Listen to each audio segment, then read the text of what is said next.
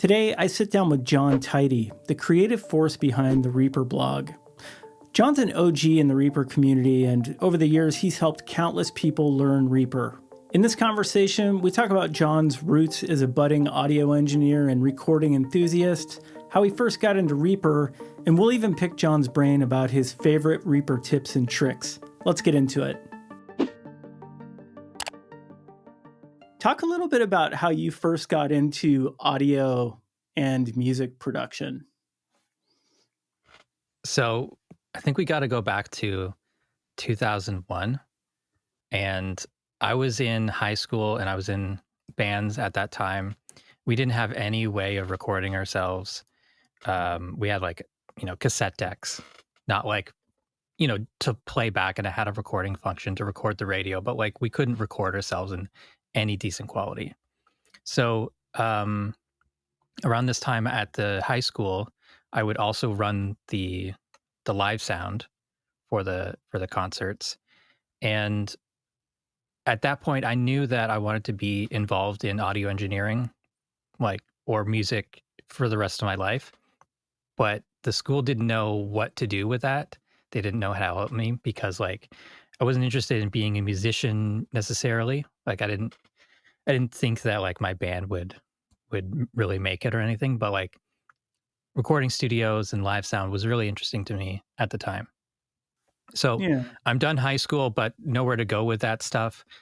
We tried demo recording with my band, and we just had a couple of really disastrous experiences.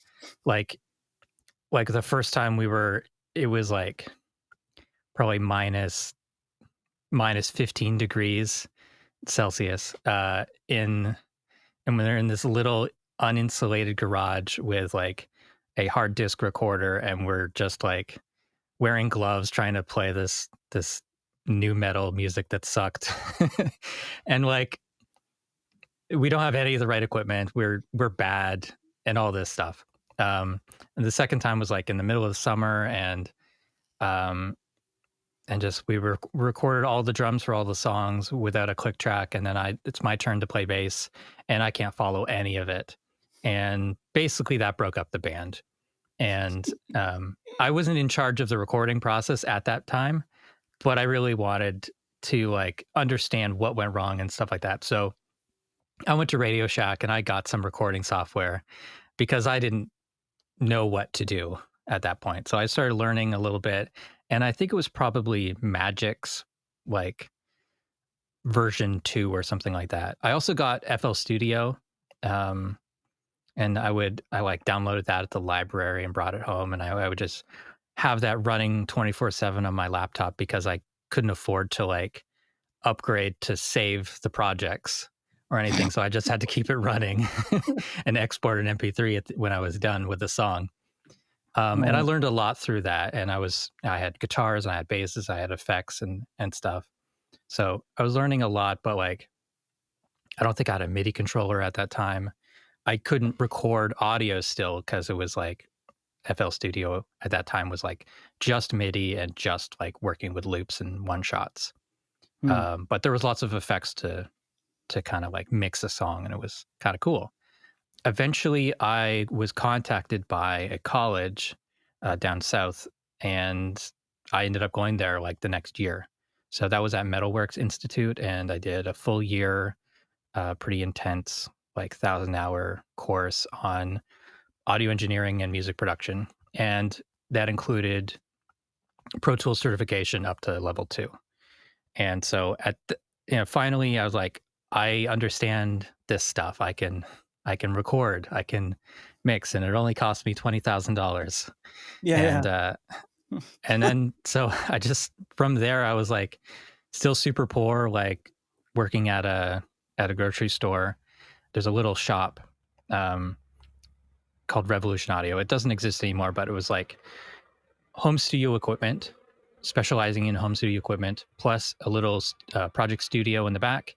And they also did lessons. So that was also my introduction to teaching, and it was something that I had never really considered, but that ended up being such an important part of what I do now, doing one-on-one lessons and teaching small groups and stuff. And that's something I've done a bunch of times since.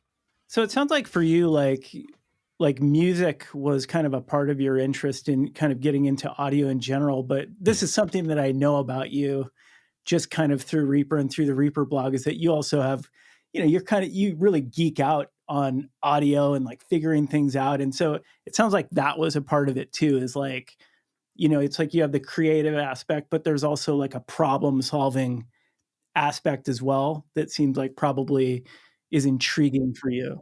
Yeah, the problem solving stuff, it was super important to that. And yeah, I was just like trying to learn as much as possible from any source possible. I was on like a dozen different message boards. This is like before Facebook groups and all that stuff. So trying to learn any way possible. Yeah. So let's talk a little bit about the transition to Reaper because I mean I'm like you. There was also a transition for me. There was many years of Hmm. doing music, recording in real studios with real engineers, like all this stuff until I finally got to a point where I was like, I want to be able to do this for myself. And you know, on a very windy road, I ended up with Reaper mostly because at the time I couldn't afford anything else. That's Yeah. how I got into Reaper. But talk about your transition, kind of from your kind of beginning parts of working in audio, and how did you end up getting into Reaper? So I was heavily into Pro Tools. That I learned it like the proper way from school. It was very much like everything that you needed to do, you had to do a certain way. And then I started seeing these videos online from someone named Kenny Joya, who had these tips and tricks for Pro Tools videos. And I bought them, and they were like a massive breakthrough in actually using the DAW creatively. But then at the same time, over the next couple of years, I was having a ton of problems with Pro Tools, and there was no hope of those problems being solved, it seemed like. So Yeah, I actually saw Kenny had started making Reaper videos, and it wasn't long after before I switched to Reaper. First for some small voice projects, voice recording projects, and then podcast recording and editing. That was a huge deal because I didn't have to spend an hour real time rendering out that audio. We weren't doing video at the time. yeah, Um, and yeah, Kenny's videos were essential. I yeah. bought every one, and there was no free online resources for Reaper at that time, really, other than like the user guide and the official forum. Right. We'll come back to Reaper and some Reaper history stuff, but tell me a little bit about starting the Reaper blog. Like, what inspired you to start the Reaper blog? Fun fact, I don't think most people know it, but I didn't actually start the Reaper blog. I just took it over. Okay. So Russ Hughes from Air Users blog, which was a Pro Tools community uh, blog that was an offshoot of, well, it was like an offshoot of the forum, of the Pro Tools forum, the Duck. Because Pro Tools was themselves weren't putting out a lot of videos or blog content, learning resources, especially not for free. So it was a way for users to talk to each other, educate each other, and stuff like that. He got the idea of doing like a Reaper version of that website. And by the way, that website is now called Production Expert. So it's a pretty big Okay. website. A lot of people probably know that one. But he started that Reaper. There was a Reaper, the Reaper blog was made by him. But after he published a few posts, it kind of went dead for almost a year. And in November 2011, I took it over officially. Okay. Cool. So at that point, I was already like doing stuff in audio. I had a podcast. I had a blog called Audio Geek Zine, and and so that's where Russ knew me from, as well as from the Pro Tools forums and stuff like that. And I was avid reader of the Air Users blog and stuff like that. Um, so we were friends at that time, and so it was an easy transition for him to pass on the blog to me because I had at that point I was fully switched over to Reaper, and he had really not used it much since 2010. It's really funny because it's like sometimes I don't consider myself like a Reaper expert, but it's funny, like talking to you. I've been using Reaper since 2011. Like, that's like 12 years. That's crazy. Yeah, Like, it's it's crazy. I mean, and it's just really interesting thinking back. Um, like, it's not really too long after you really started getting into Reaper, but even I remember, like back then, I feel like I was getting most of my information from like the Reaper. What's the forum? Of course, I was familiar with Kenny, but it seems like even back then, like 2011, 2012. I mean, there wasn't like a ton going on YouTube either. Can you talk a little bit about that period? Like, how have you seen like the Reaper community change? Because it's changed a lot since then. yeah. There's a lot more people building things, sharing them, whether it's scripts, Reaper themes, um, custom actions, and workflow tips like videos, effects, all this stuff. Uh, there's a lot more of that now, but back then we may have had Facebook groups at that point. I don't really remember. I think we must have had Facebook groups at that point. We had like something that looked like the official Reaper profile, but it was like a fan run thing. And then I got to take that over. And then after 6 months or something like that, that switched over to the Reaper blog, sort of official one. We had a community group there, but yeah, the Facebook was like, that was a big part of growing the community, I think. But things are different now with Facebook. People don't like Facebook as much. People definitely aren't using it. They're not as free to share things. So it has a different vibe than it was back then. And yeah, before the Reaper blog, there wasn't really anyone doing videos or blogs about Reaper, other than like occasionally you see like a single blog post from a sound designer or game developer or something like that. Right. And it was just very sporadic, really spread out. So the Reaper blog kind of collected all these things. The major magazines would occasionally mention it, so we'd try to share that on the blog as well. But then over the years, those links they die. So Yeah. there's just this morning I was like, I had to go back and research this stuff on my own life, and I found a dozen blog posts that I just moved back to drafts because they're dead links. So Right. and I didn't realize it. Yeah. But yeah, it's the Reaper forum. I think it is still one of the best kind of resources for getting help because the actual devs are there. One of the crazy things that's different about every other DAW, the devs are actually there to talk to the users, and there's no like committee between them or anything like that, which we saw with the Pro Tools community. So it's an amazing thing. And there's also, I guess, over the past 2-3 years, Discord has become sort of a big part of it. So a lot of the people that were heavy on the Facebook groups are now on Discord. And again, it's sort of a different vibe than Facebook or Twitter or anything. Twitter was a pretty big thing for a little bit. I kind of miss the old Twitter, but I'm still there occasionally posting things. So we've talked a little bit about the community and kind of what it was like back then, and obviously it's evolved, and it's evolved a lot just in the last couple of years, especially Yeah. when you see so much YouTube content, so much really good YouTube. There's great YouTube content. Like if you were going to be learning Reaper now, great time. That was a great time. I had no help Me other neither. than Kenny's videos, and the Kenny's videos weren't free at that time. He wasn't posting on YouTube at that time, so it was the educational content that was free was very few and far between.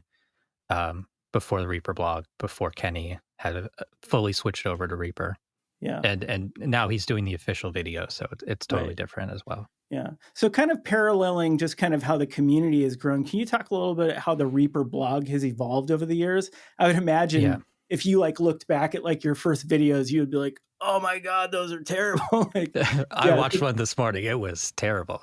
Yeah. So I wrote down some notes here. If I'm looking away from the camera, because I'm looking at my notes because it's so far back that I don't remember any of it other than Yeah. I can just go by the facts.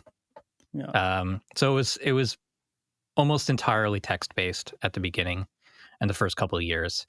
I started making tutorial videos in 2012, and I did 5 videos in 2012, 5 in 2013, did 19 in 2014, 72 in 2015, and then somehow 131 in 2016. Oh my God. I don't understand how. I don't remember a single one.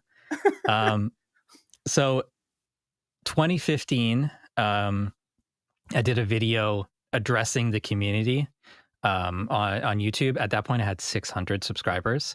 And this is really the first time I paid attention to the numbers or asked for subscribers or anything like that, as far as I know. And then soon afterwards, I started doing Q&As, and it was supposed to be like every 200 subscribers, but then it ended up being like every 500 subscribers. And then eventually it's like these Q&As are like 5 times more work than a single video. I'm just going to put those things in separate videos. So yeah, video was a huge challenge. Finding the right software to make videos was a big challenge. On Windows, there wasn't anything that I liked. On Mac, I used iMovie, I used Premiere Pro. Resolve was not really accessible at that point, and so a few other software odds and ends that for 1 or 2 videos, but it's just like until 2015 I didn't really have a good workflow or anything or any software that I could rely on it to make it easy. So ScreenFlow was mostly what I used. I did a lot of videos in that. In 2016, I guess Reaper 5 was out, and then I was doing video production right within Reaper, and that was such a huge benefit, such a huge time saver. So wild. Just you mentioning Reaper 5. I'm just like, I remember when Reaper 5 came out, it was like, whoa, man, we got like an actual update from 4 to 5, and now we're on 7. It's crazy. Yeah. Yeah. 4 to 5 was a big change. Yes. 3 to 4 was a big change as well, actually. Yeah. But 4 to 5 and then 5 to 550 was almost as big. And that was a free update. So it was kind of insane. 6 maybe didn't seem as big, and 7 seemed a little bit smaller than that still. But I mean, still good stuff, still amazing stuff.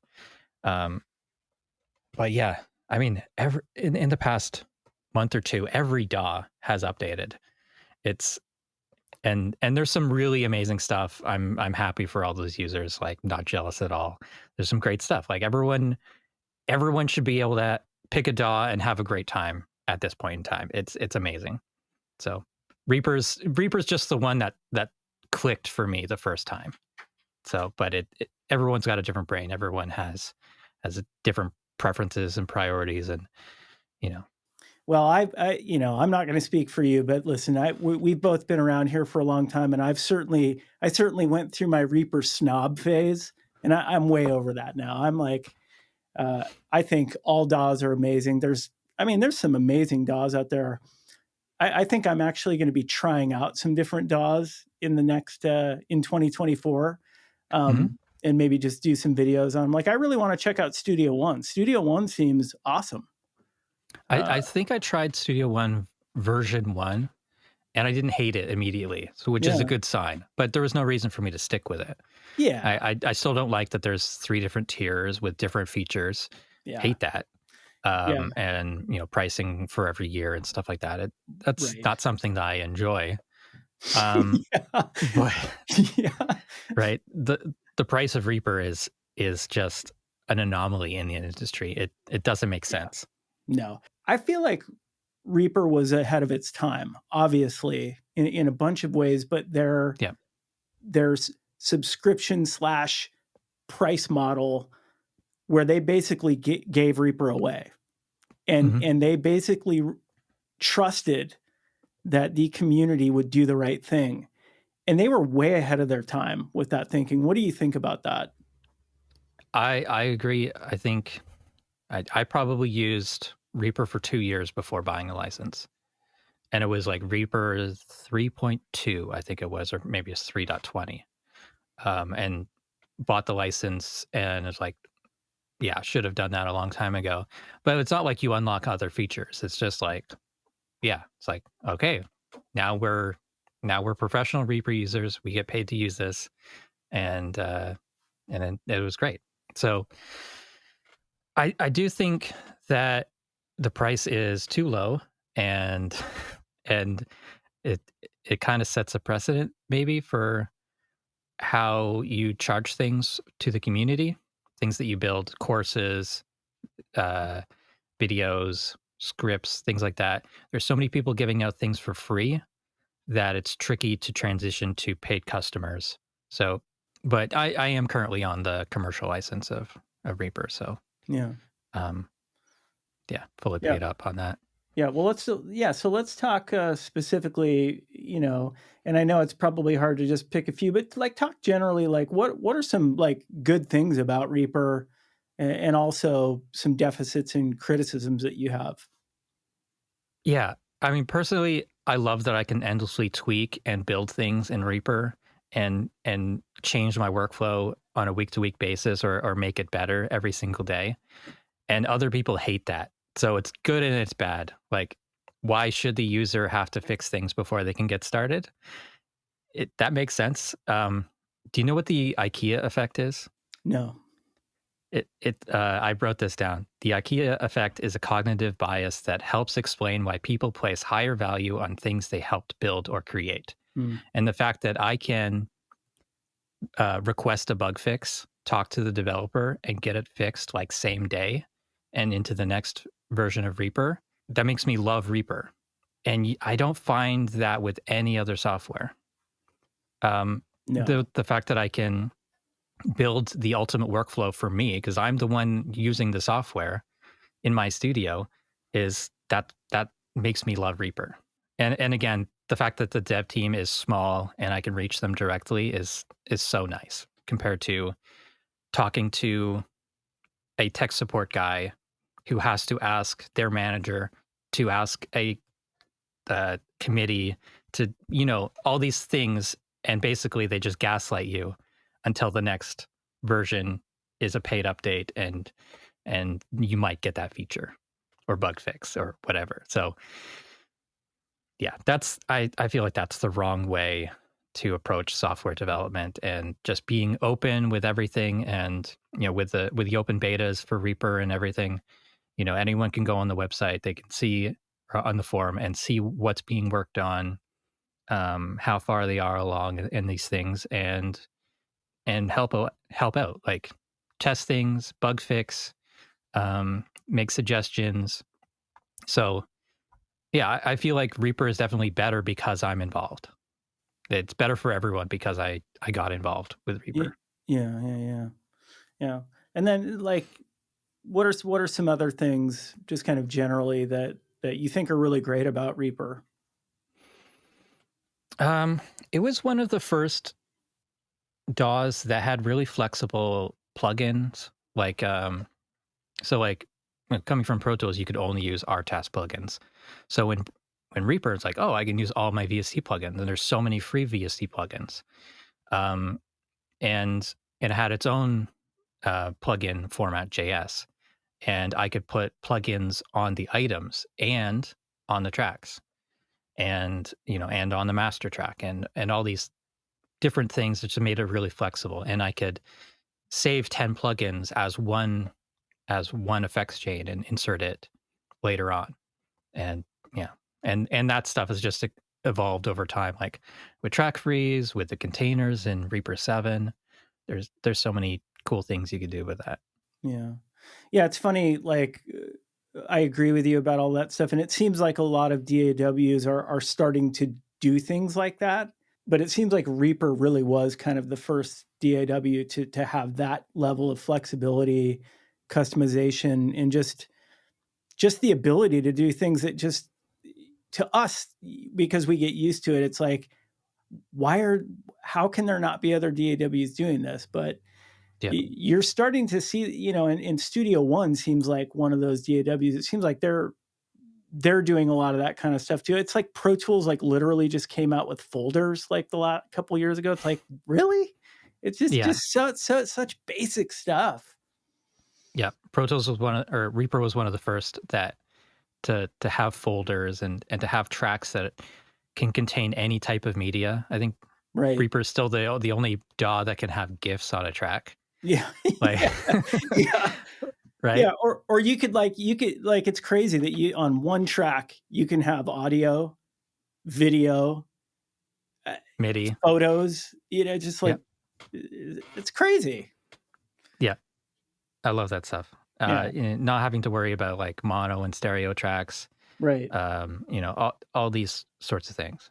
Yeah. So, I mean, all that stuff, it's like, it's good and it's bad. If you're coming from other DAWs, you're going to have a hard time at first. And if Reaper Yeah. is your first DAW and you try anything else, you're going to have a really hard time learning that because it's so different. Right. But the fact that everything can be changed is one of its best features and its, biggest downsides, really, because it's a rabbit hole. And if you just want to get work done, and it's like, Right. you might have a hard time with that.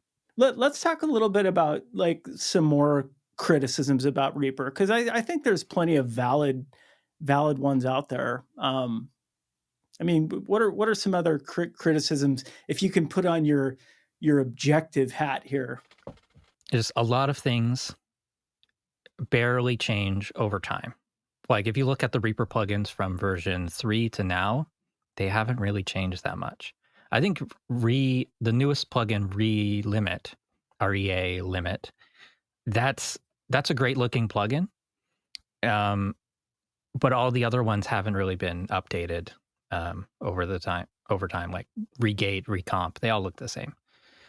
And we were all kind of expecting like, a big UI update, at least at one of these years, Reaper 5, Reaper 6, Reaper 7. We were hoping that it would happen because we've seen like lots of people making UI mockups of this stuff. And we know that it can be done, but it's just not a priority for them because it works. Everything works and it's efficient. And those are kind of like the two main things that they care about. If I was going to just pick one feature of Reaper that for years has just been like the number one reason why I love it, is it's just so stable. I mean, I could count on, both hands, all my fingers over 12 years, how many times Reaper's crashed on me. I mean, it just doesn't crash. And the only times that it has crashed is because I had like a corrupt plugin or something, like a VST that just was outdated or something. But I can't even remember the last time I was working in a session. I work on big sessions where Reaper has ever had any sort of issue. I mean, it's just lightning fast. Yeah. And crashes are generally pretty rare. Yeah. I probably get more crashes than others because if I get a crash, I will then try to make it happen another dozen times so that I can document and get it fixed. Yeah. But auto backups definitely save the day on a regular basis around here. Right. But yeah, crashes for me are most common with scripts that are in development or with plugins for sure. Yeah. So add-on stuff, not Reaper stock stuff. It's pretty rare to get a crash with Reaper just default stock settings. Mm-hmm. But if you do, it's usually easy to get that fixed. Yeah. Because you can point to exactly why that is happening. Yeah. Give me like your 3 of your favorite Reaper features that you use every day in your workflow. So one of them I did mention earlier. So I'll lump that in here again. The effects chains, being able to save many different effects all at once, even with automation, or MIDI controls and stuff like that. That's something I'm using a lot. Number 2 is video editing. If I had to keep using Premiere Pro or switch to Resolve or something like that, which have just terrible audio editing features, or having to edit the video, send the audio, process the audio, bring it back, sync it. I did that way too many times that it's not worth it. So video editing, with ever since the betas of Reaper 5. That's what I've been using for every video, Wow. essentially. So a few Wow. hundred videos Wow. since then. And it's great because, again, I can make my own workflow. I've got different things for different types of projects. So I've created advertisements. I've edited podcasts. I've done all my tutorial videos, all these different types of content. Um, just working great in Reaper because it's a basic editor that can do some basic effects. You can add text, you can add images, you can layer videos. Everything except for like motion tracking and AI features and um, you know, working with raw video and stuff like that. It doesn't do that, but most users don't need that. Yeah, I And mean, so, for making tutorials about Reaper, it seems like it's works great for you. yeah, for me, it's just been wonderful. And then the third feature would be the monitoring effects chain, and I'm using that a lot with video in Reaper, so I can have things like grids or outlines around the video, which helps with framing and stuff like that. If I'm zooming in and stuff like that, I can see where the edge of the frame is instead of just black. I can put a little border around that. And also monitoring effects chain is an effects chain that is after the master track and it's global for every project. So things that you use all the time, um, you don't have to keep bringing back into your master track. Things like metering plugins, headphone calibration, or speaker calibration software. That's a great thing to use. Have you made a video Yeah. about that? Monitoring effects chain, probably a few Okay. videos. So whenever that feature was released, that's probably a Reaper 5, Yeah. 5.7 feature, if I had to guess. Yeah. Definitely a couple of videos about that. So things like if you've got headphone calibration software, how to route it to output 3 and 4 of your interface. So you could have headphones calibrated by software without your speakers being calibrated by that same software. Wow. Things like that, being able to route around plugins, things like that. So cool. All right. Well, let's just keep geeking out. Let's just geek out even more on some Reaper stuff here. And the people who are really into Reaper who are going to watch this video, they're going to love this section. Jon, what are the 3 best custom actions that you've created? Okay. First one's called Assemble Edit from Regions. And this started out as sort of a mental tweak or a perception tweak.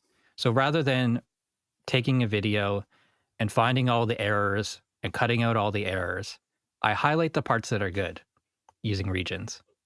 And so I'll run through my first draft of the video edit at faster than real time using like a 1.5x play rate.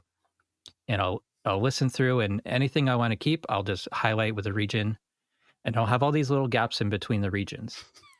So I have created this custom action that takes everything that's inside of a region and snaps it all end to end at the beginning of the project. Oh my God. And so rather than just thinking about all the mistakes I've made, I can see how many good things I've done. and and it really, honestly, it makes a big difference. So I don't edit every video like that, but I would say every tutorial that I do, I edit that way. It doesn't work so well with podcasts or the live stream edits. For those, it is faster to do the ripple editing. Right. Yeah, that is the true meaning of the term custom action. Yeah. So and it's also a workflow that prevents me from switching to any other video editor because you can't build that anywhere else. No. So the next one is called Shrink Item by Half and Ripple Gap. Okay, so this part here, I'm not talking, this is something that I could probably, if it's, what is it? It's, this is 5 seconds long. I could make that 2.5 seconds.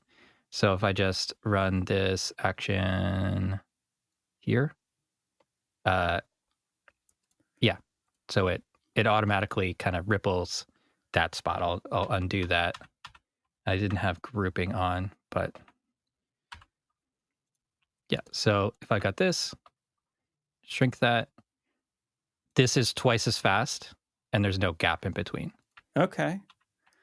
So it's splitting it, the time selection, time compressing it, and then filling the gap. Okay. So like manually, it would be like splitting these at the time selection, selecting them, and then bringing these to exactly 2, and then selecting the gap. And even this selecting the gap thing is another custom action. And then remove, where is it? Remove contents of time selected, moving later items. So those are basically the steps. But if we're looking at the actual custom action, which is, it's a fair amount. Select item under mouse, select only tracks with selected items, disable auto crossfade, split items at time selection, time compress selected items by half, quantize items end to grid, changing length, set time selection to items, move cursor right to edge of item, custom action, select time between items on same track, time selection, remove contents of time selection. So it's a lot of steps, but it is something I use a lot. Maybe you'll be able to spot it watching my videos, because I'll even do it while I'm on camera sometimes. Mm-hmm. If it's just a little bit of a gap between words, I might try that. And it might only be a couple frames. Yeah. So turning a couple frames into a single frame, sometimes that tightens it up. And it's mostly, as long as I'm not moving my eyes or anything like that, I think it's pretty smooth. It just speeds up the video really for that point. As long as there's no words there, it works really well. Yeah. All right. So we've done 2. What else do you got? Okay, so the next one is actually like a set of 3 actions. So I've got this volume envelope, and I have a time selection around it. So if I want to change this in 2 decibel increments, I can press these buttons. Right. And so these are taking like it's kind of inserting 4 points within the time selection, and then shifting it up by 1 decibel at a time. So and custom action does 2. So yeah, this is one that that you provided me probably back in like 2018 when I was talking to you on Facebook. Yeah. So these are these 2 actions, one to go up 2 dB, one to go down 2 dB. These are things that we're using daily, like bunch of times, no matter what genre of media we're working on. It's pretty much it's a pretty important feature. And so this works on any envelope that you point your mouse at, which is great. So, so even if you like open like some effects envelopes, it'll work on that as well. Yeah, exactly. Very cool. Very and cool. Then the third one is this one, which just silences that. Right. And so essentially it's kind of doing the same, but instead of doing a bunch of turn it down a bunch, it actually calls a script. It's really just to set those envelope points down by 160 dB. Yeah. So essentially muting it. Yeah.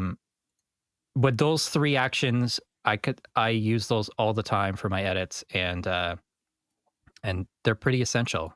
So so essential that I have them on my keyboard as comma and period to go up or down. And so I just hold down shift, and then I use either the plus or the minus buttons on my thumb along with shift, and that will silence that section. Nice. So yeah, I am always tinkering with the stuff. I went through about 3 years of like intense tinkering, and then I kind of got out of that because I didn't have time to do it anymore. Lucky you escaped. Yeah. Well, so if you could give some advice to somebody starting out in music or audio production, and this is not a Reaper specific question, what would your advice be to a kid like yourself back in the day who's wanting to get into this stuff? Yeah.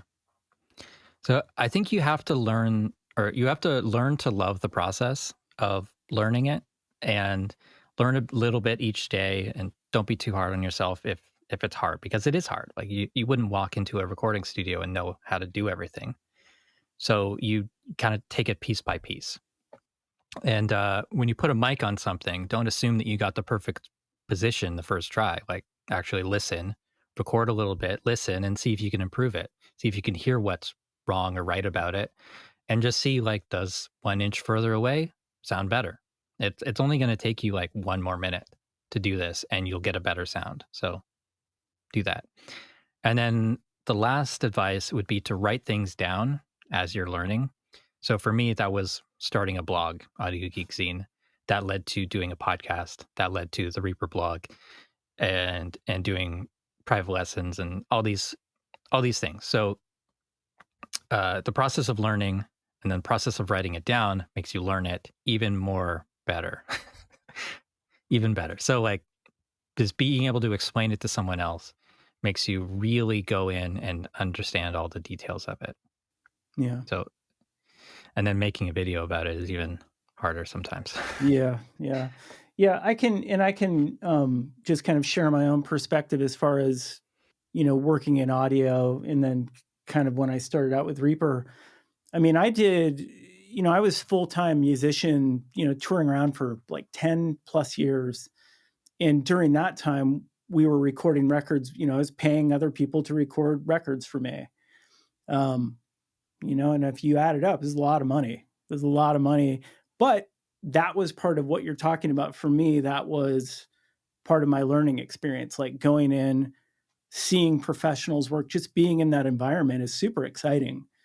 Going into a real studio and working with pros and just getting to make music with your band is awesome if you can do it. Yep.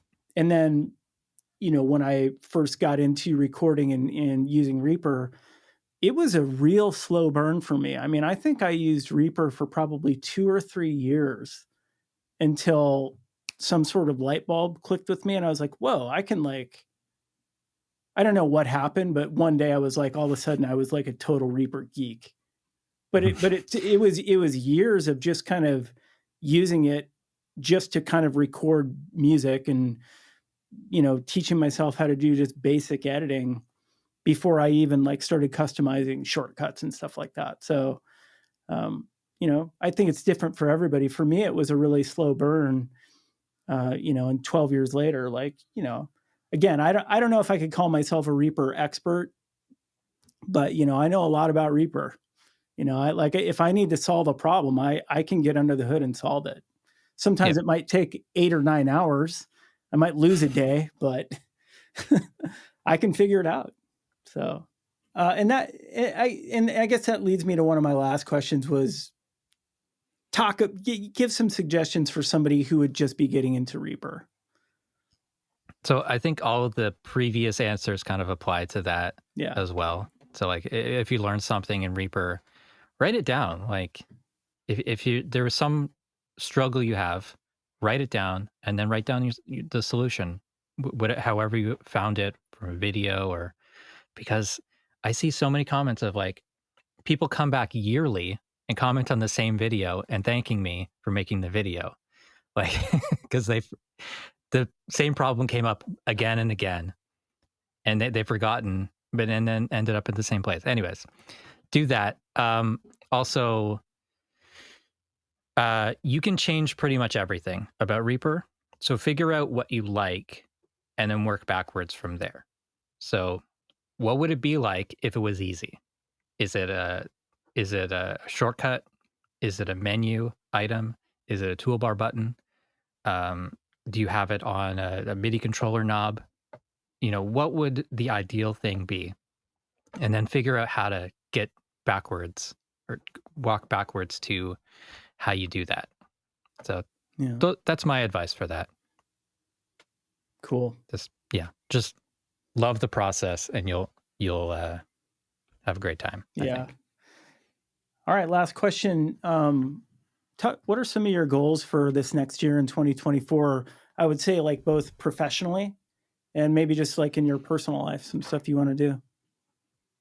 I really want more time between videos next year, and I didn't get enough time off this year. I committed to doing 50 live streams this year, and then every live stream gets edited into a separate video, at least one video. And I do enjoy the videos, or I do enjoy the streams, but I think we're going to switch to once a month for that. Uh, it just doesn't leave any time for large projects, I found, and I've made this mistake several times in my life. I keep thinking that there's 54 weeks in a year, but it's 52 weeks in a year. So 50 streams doesn't leave any time off. No. I thought I had a few weeks off, but I don't at the end of the year. I actually don't. I can take 1 week off at the end of the year. But Yeah. other than that, I got to make more courses. And other than that, I'm going to keep buying cheap gear. I'm going to keep buying cheap gear and making videos about it and enjoying it. I've been setting up a little synth station and having fun with making music kind of out of the box, which is kind of fun. But yeah, I'm having a great time, like, interacting with the community and making videos and seeing it help people and seeing how people's careers have evolved from, not knowing anything to watching some of my videos and then becoming professionals, and it's great. So keep on doing that for I don't know how long.